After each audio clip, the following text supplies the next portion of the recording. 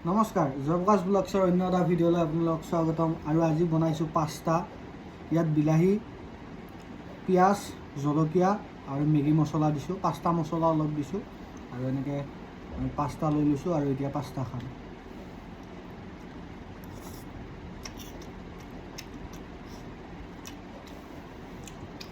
আবেলিৰ টাইম, গতিকে অলপ পাস্তা বনাই ল'লোঁ আৰু এতিয়া পাস্তা খাম।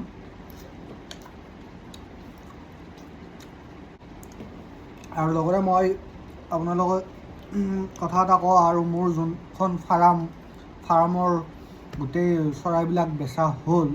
গোটেইখিনি বেচা নাই, মই 30টা ৰাখি থৈ দিছোঁ। মই 150 পোৱালি আনিছিলোঁতো, গতিকে মই 120টা বেচিলোঁ আৰু 30টা ৰাখি থৈ দিলোঁ। গতিকে এতিয়ালৈকে 120টা 150টা চৰাই আমাৰ দানা খালে। দানাৰ হিচাপটো লিখি থৈ দিছিলোঁ।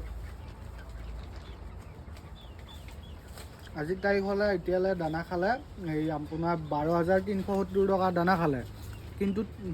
কিন্তু মই 30টা চৰাই গতিকে ৰাখি থৈ দিছোঁ। এইফালে দেখাই দিওঁ, এইফালে তাৰমানে কি আৰু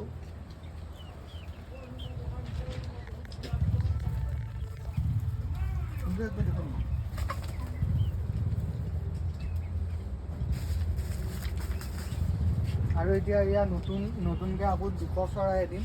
এতিয়া সেইটো টেম্পৰাৰী কৰি কেনে মানে কি সৰু পোৱালি থাকিব, এইখিনিতে হৈ যাব।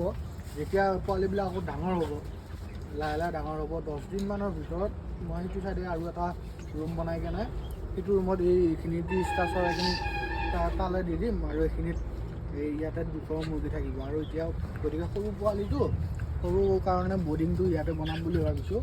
এই বৃহস্পতিবাৰলৈ চৰাই আহিব। আজি মই অৰ্ডাৰ দি থৈ আহিলোঁ, বৃহস্পতিবাৰে আহিব। এইবাৰ চৰাইৰ দামটো বাঢ়িছে। আগতে আছিল, মই কিনিছিলোঁ 23 টকাত, এতিয়া 2 টকা বাঢ়িছে, এতিয়া 25 টকা কৰি কেনে। গতিকে এইবাৰ এইটো হ'ব হিচাপটো। কিন্তু যোৱাবাৰৰ হিচাপটো আপোনালোকক মই দেখাই আছোঁ। ইয়াত দানাৰ পইচাৰ 12,370 প্লাছ আপোনাৰ গোটেইখিনি হিচাপ লিখি থৈ দিছিলোঁ। মই এতিয়া কেলকুলেটৰ মাৰি কেনে দেখাওঁ। আৰু চৰাই কিনিছিলোঁ আপোনাৰ 3,450 টকাৰে। গতিকে টোটেল এতিয়ালৈকে তাৰমানে 15,820 টকা। আৰু 30টা বাৰু আছে। আপোনাৰ মই কি ক'ব বিচাৰিছোঁ বুজি পাইছেনে? 30টা চৰাই মোৰ তাত আছে। 30টা চৰাই মোটামুটি 22 কেজি 25 কেজি হৈ যাব। এই 25 কেজি মই থৈ দিছোঁ। আৰু যোনখিনি মই বেচিলোঁ 120টা, মই অলপ তামোল চুবাই আছোঁ দেই, পাস্তাটো খাই উঠিছোঁ কাৰণে তামোল অলপ খাই আছোঁ। আৰু এতিয়ালৈ মোৰ 15,820 টকা। আৰু মোৰ তাত 30টা চৰাই থাকিলতো, গতিকে আৰু মোৰ এতিয়া মোটামুটি 25 কেজিমান আছে মাংস, 25 কেজিমান আছে চৰাই, 25 কেজি। গতিকে মই বেচিলোঁ 120টাত। এতিয়া 120টাত মই পালোঁ এই আপোনাৰ 19,000 টকা। 19,000, ইয়াৰ পৰা আপোনাৰ 15,820 টকা মাইনাছ। মোৰ তাত থাকিল এইখিনি। আৰু যোনকেইটা মোৰ তাত ধৰ মই 30টা ৰাখি থৈ দিছোঁ বুলি ক'লোঁ, সেই 30টাত মোটামুটি মোৰ 25 কেজি ওলাব মাংস। গতিকে 25 কেজি ওলালে মই কেজি 280 কৰি, আমাৰ ইয়াতে 280 কৰি কেনে কেজি দি আছোঁ। কোনোবাই 290 কৰি কেনে, কোনোবাই 280 কৰি কেনে। গতিকে 280 কৰি কেনে মই ধৰিছোঁ। তো 3,000 মই 280 কৰি কেনে 25 কেজিত আপোনাৰ 7,000 টকা আৰু ইফালে আপোনাৰ 3,120 টকা। গতিকে মোৰ মোটামুটি গোটেইখিনি যদি মই বেচিলোঁ হয়, মোৰ 60 দিনত, মই 60 দিনৰ পৰা বেচা আৰম্ভ কৰিছোঁ। গতিকে 60 পৰা 70 দিনৰ ভিতৰত মোৰ 10,000 টকা এটা লাভত থাকিল হয়। আৰু 150 মুৰ্গীত 10,000 টকা এটা লাভত থাকিল হয়। এইখিনিয়ে। আৰু এইবাৰ মই 200 কৰি চাম। গতিকে এইবাৰ ফাৰ্ষ্টটো অলপ ইফাল সিফাল হৈছে।